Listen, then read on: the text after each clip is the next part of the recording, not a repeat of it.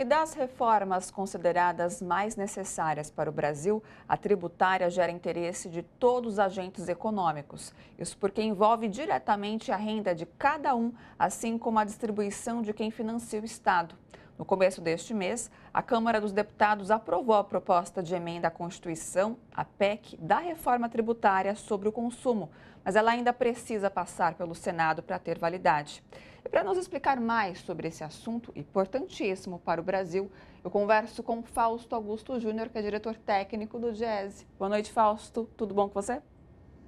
Boa noite, Ana. Boa noite a todos.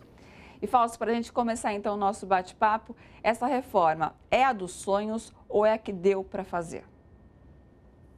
Bem, Ana, nós estamos num processo de tramitação ainda da reforma, né? Ela está em discussão no Senado e é importante deixar claro que esta, segundo o próprio governo, é a primeira fase da reforma. Ainda virão novas fases, pelo menos mais uma segunda fase, e aí nós vamos poder avaliá-la com mais completude. Neste momento, essa reforma, basicamente, ela opera um processo de simplificação, reduz o número de impostos federais, estaduais e municipais, reorganiza as alíquotas e, de alguma forma, dá um pouco mais de racionalidade para o sistema tributário. Porém, efetivamente, ela está longe do que nós precisamos, porque ela não mexe no principal problema, que é a nossa regressividade, ou seja, os ricos pagam muito menos impostos do que os pobres. Para isso, a gente precisa, inevitavelmente, mexer no imposto de renda e diminuir a carga tributária sobre o consumo e ampliar sobre renda e patrimônio. Essa é a discussão que está prometida, inclusive, para a segunda fase. Mas isso, de alguma forma, a gente vai ver. De alguma forma, nós estamos aí lidando com essas questões, mas tem uma perspectiva interessante perto do que nós tínhamos anteriormente. Fausto, em questão da proposta original, para essa houve algumas mudanças, né? Quais as questões, na sua visão, que precisam ser observadas no debate que vai agora para o Senado? Bem, primeiro, Ana, a gente precisa olhar que está já sendo criado um conjunto de exceções, né? Ou seja, tinha se pensado basicamente de um imposto que teria duas referências, um federal e um estadual.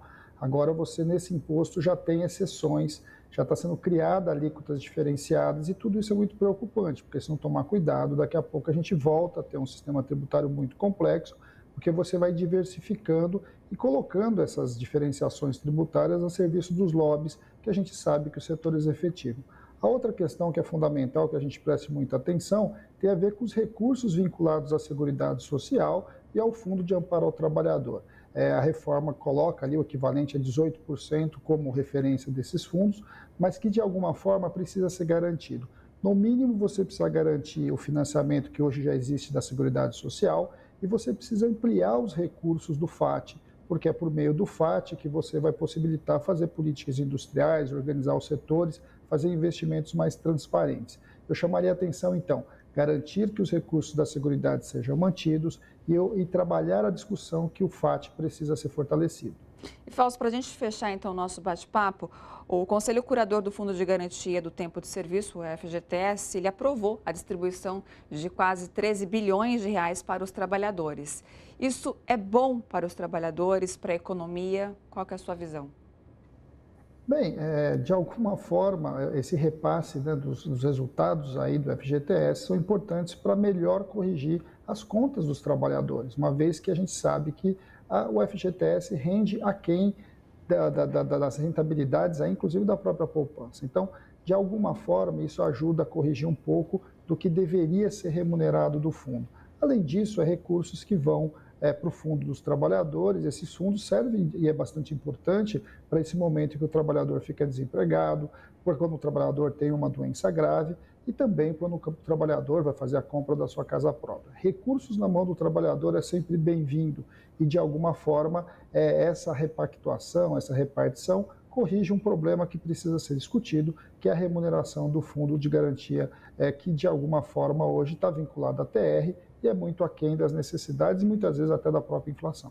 Perfeito. Fausto, obrigada, viu, pela sua participação aqui com a gente todas as terças-feiras. Uma boa semana e até a próxima. Boa noite, uma boa semana a todos. Até a próxima. Até.